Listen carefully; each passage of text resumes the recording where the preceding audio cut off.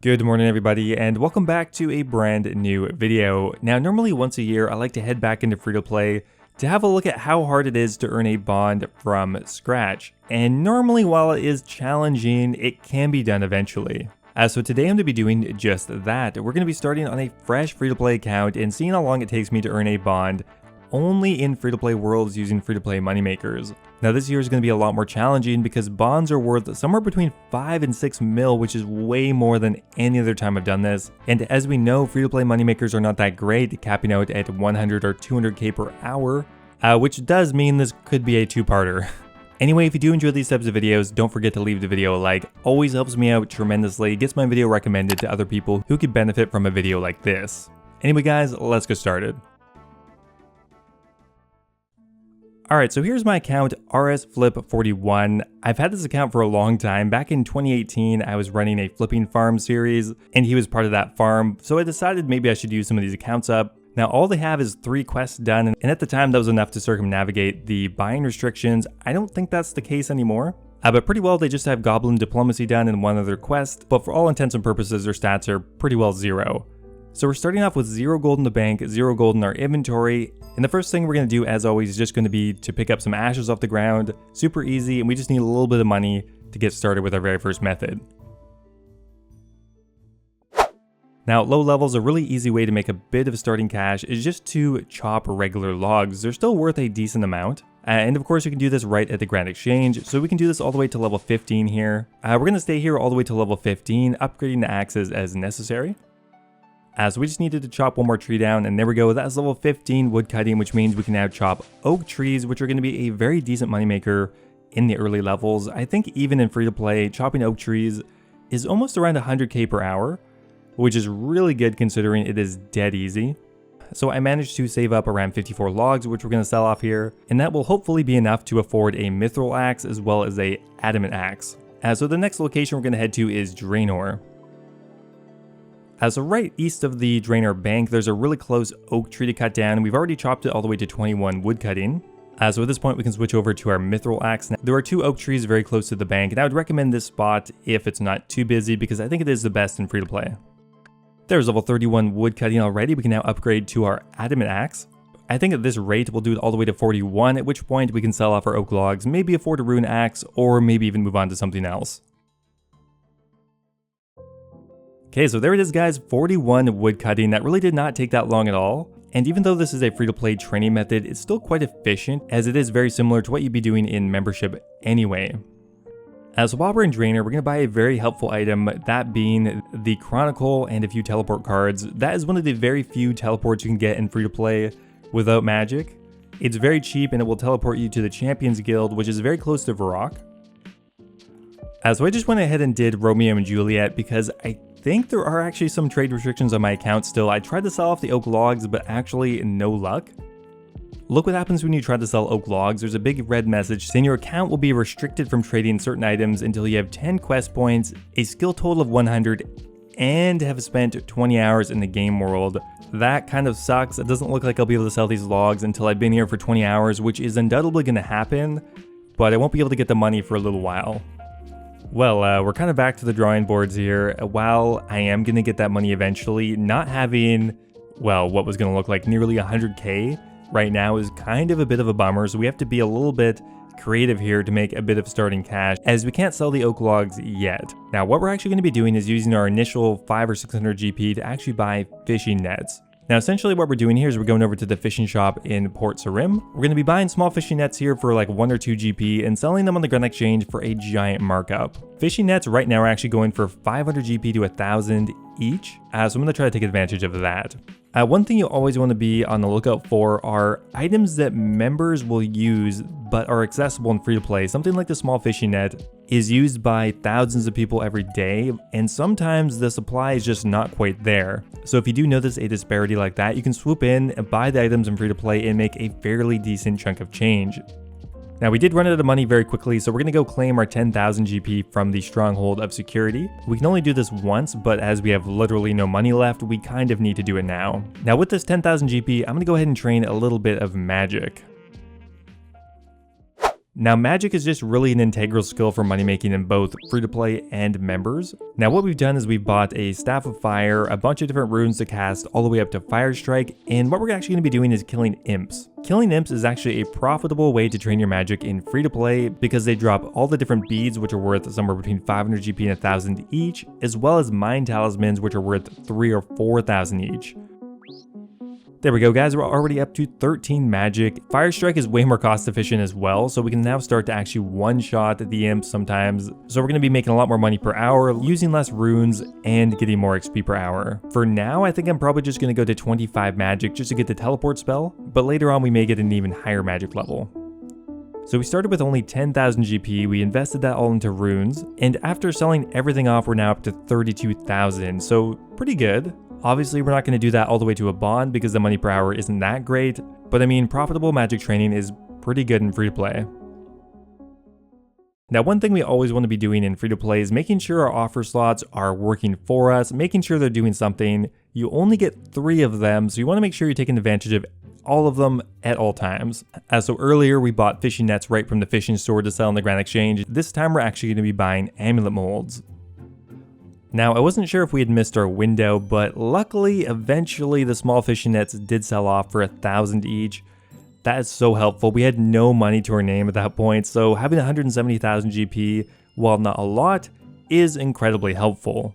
Now, because that worked so well, we're going to go ahead and collect a few more fishing nets. I don't know if we're going to be able to sell them for 1,000 each, but I mean, even if we could sell them for 300 or 400, I still think the method is worth it, so we're going to go ahead and collect a few more.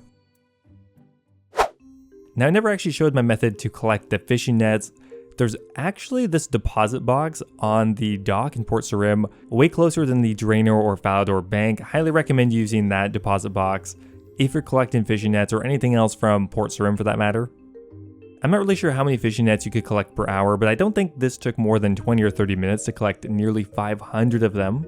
And now if we could sell those for 1,000 GP, that would be insane, but we're gonna have to wait and see. Now, while we wait for those to sell off, we're going to move on to something a bit more consistent. I don't think the fishing nets are going to sell for that much for much longer, so we're going to move on to crafting. Now, something that I noticed recently is that crafting jewelry is a really good way to make money in free-to-play. Good examples are crafting sapphire rings, emerald rings, or even ruby necklaces. These are all items that are useful in membership, and many players will enchant those items to make a bit of money in pay-to-play. So there's level 20 crafting. It took around 200 leather and around a 30,000 GP investment, which is a bit of a chunk out of our cash stack, but it will easily pay for itself very soon. Now, right now there's a margin of around 130 GP, I think, on the sapphire ring, which is incredibly good. We can make around 150k per hour while also getting a bunch of crafting experience. If you can get experience while you're making money in free-to-play, that's just a bonus in my eyes. So I'm definitely going to be taking advantage of the Edgeville furnace, by far the closest furnace to a bank in free-to-play anyway, and of course just really convenient to get to. All you need for this method is gold bars, sapphires, and a ring mold, and you can do 13 per inventory. Now, because we didn't have that much money, we could only afford 300 at a time, but as we get more money from this method, we'll be able to buy more and more each run. Now, just by going through the first chunk of 300 sapphire rings, that already got me up to 32 crafting. So we're going to be getting a lot of crafting levels with this method, which is nice. I mean, in membership, crafting is useful, so it is good to get up early. Now, just on our first 300 sapphire rings, we ended up making around 40k in profit. It only took us around 20 minutes, so that's around 120k per hour, but I think if we're a bit more efficient, we could probably get up to 150k. We're already at level 40 crafting. I mean, the crafting levels really just go by very quickly in the early levels. Even while making the lowest level ring, I'm still getting around 40k crafting experience per hour, which is pretty good compared to normal free-to-play methods. Alright, so we just finished up another 500 sapphire rings, which took me around half an hour. We're going to sell them off instantly for around a 70k profit. Now that has brought our cash stack up to 300k, not bad. Now, unfortunately, these fishing nets really are not selling off. I think we're gonna have to cut the price probably in half or something. Maybe I was a little optimistic to try to sell them for that much. Okay, well there we go. They actually ended up selling for 500 GP, still an incredibly good profit of over 200k, and that has brought us up to 517,000 GP. Now I just went ahead and collected another lot of fishing nets. We might as well just continue to take advantage of this while it's available. I'm not sure exactly what the GP per hour is, but it's got to be incredibly good. I mean, we're probably getting 500k to 600k GP per hour collecting fishing nets, no requirements at all. Oh, there we go, guys. I'm very happy about that one. I'm actually kind of surprised that fishing nets have remained this expensive for so long. Those 540 actually took around 2 days to sell off, so it was not a quick process at all. That said, there's almost no risk in buying these. There's absolutely no way I'm going to lose money doing this, so I'm going to go ahead and try to buy another lot of them. Okay, so another 20 or 30 minutes later, and we have collected another 400 fishing nets. That will probably be enough for now. Now, luckily, because of all the fishing nets and a bit from the sapphire rings, we now have nearly a mil to work with. Now, we're going to move on to another method, although it's kind of similar. Now, we're actually going to be making emerald rings. Emerald rings are about the same profit per hour as sapphire rings. However, we're going to be getting more experience, which is always nice. And the emeralds don't really cost that much more than sapphire, so it's not even that much more of a cost investment. I think right now we're actually able to afford 1,000 emeralds and 1,000 gold bars, which means we'll be able to do this pretty well straight for an hour. So the method is exactly the same. We're just going to be coming over here to the edgeal furnace, except this time we're going to be making emerald rings. It'll actually get us a bit more money per hour, but notably a much higher experience rate. Now we're in the middle of doing the 1,000 emerald rings, but we're about to hit a very nice crafting level. There is 50 crafting already. Now we could start making ruby jewelry if we wanted. So there we go, guys. We managed to get around 55,000 experience per hour while making the emerald rings. We got all the way to 51 crafting, and we're also going to make a significant amount of money while doing so. I think we're going to be a bit patient with this one. We're going to sell them back for 689, which should be a fairly significant profit. Now, while I wait for the emerald rings to sell off, I have another method in mind, but I might need to run away, so I'm going to go ahead and unlock the Varrock teleport. We didn't quite get it earlier. We're just a few levels off, so what we're going to do is just enchant around 100 amulets of magic, and that should be enough to get us to 25, while actually also making us a little bit of money at the same time. Now, just a few more enchants, and that will be 25 magic, which will unlock the Varrock teleport.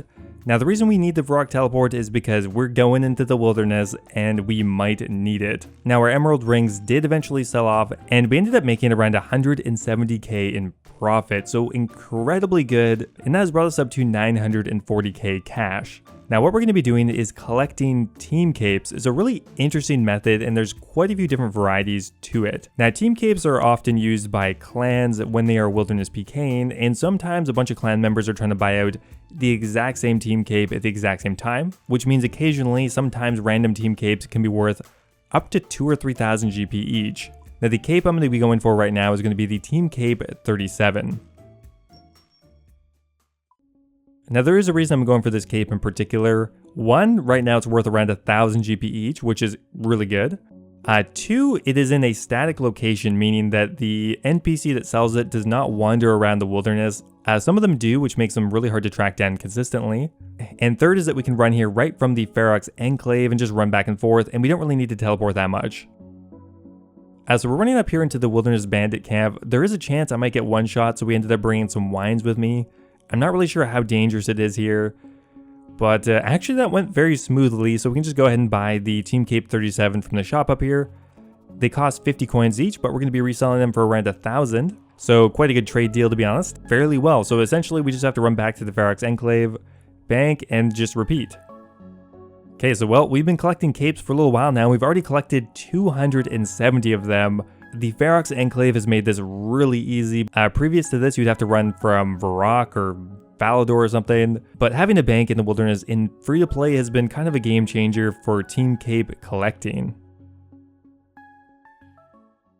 So we're going to be attempting to sell these Team Capes for around 1,000 each. I think we're going to go for 900, which will net us around 230k in profit, and that only took me around 30 minutes, 45 minutes. There is another giant crafting level coming in here, 55 crafting. We can now cut dragon stones, and we're not even really trying to get crafting experience, we're just kind of getting it by accident. Now, while we were waiting for all of our other items to sell, we did another 1,000 emerald rings, which is probably going to net us another 175k in profit. But I'm very happy to report that all of the Team Capes sold off. I wasn't really sure about that one, but luckily all of them sold for 900. So to that random clan that required like 300 Team Capes, you are welcome. Now, not too much later, and we have sold off all of our emerald rings, which has now brought us up to 1,347,000. And if we take into account our oak logs in our bank and our small fishing nets that we still have to sell off, we're probably looking at around 1.5 mil. Now, I think that's probably where I'm going to end it for today. Earning the bond in free-to-play is quite the endeavor now, and I'd say this is going to be part 1 of 2. While technically we're only around 1/4 of the way to a bond now that we have more money, things are going to be quicker. Anyway guys, as always, if you did enjoy the video, don't forget to subscribe to my channel if you want to see more content like this. Thanks for watching guys, and I'll see you in part 2 in just a couple days.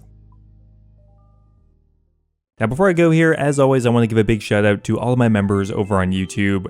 Thank you so much to Cappy, Colin Corley, Timothy Chen, Wolf of the Hunt, Guy Fox, Ocelot, and Kush Patel for all being subscribed at the Dragon tier. You guys are truly amazing. Thank you as always. Also a giant shout out to Lord Dojin, All Things Gaming, Yo-Yo Sup, Need My Pills, Branton Griffin, Birdbot, and Base Tit for being subscribed at the Runite tier. And as always, if you guys are looking for another way to support the channel, becoming a YouTube member is an awesome way to do so. You can get immortalized in all of my future videos, get access to my video release schedule, and of course, get a custom role in my Discord server. Thanks again guys, and I will see you next time.